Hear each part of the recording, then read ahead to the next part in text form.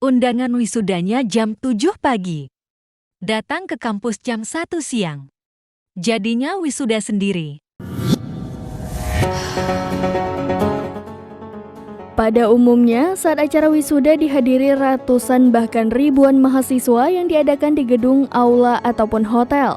Namun, peristiwa unik terjadi di YIN Sultan Amai Gorontalo.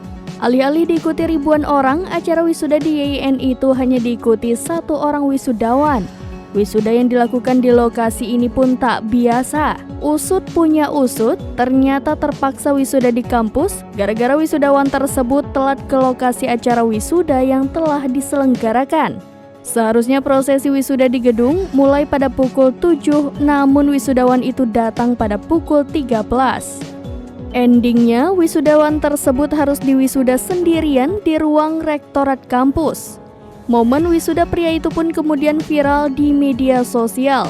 Mahasiswa itu masuk ke ruang rektorat untuk diwisuda. Sebagai rektor atau dekan memindahkan tali toga mahasiswa tersebut. Momen itu pun mengundang tawa dari orang-orang yang ada di dalam ruangan. Video ini pun mendapat banyak komentar dari netizen. Meski momen wisuda itu viral, namun belum diketahui pasti apa penyebab wisudawan itu telat untuk menghadiri acara wisudanya sendiri.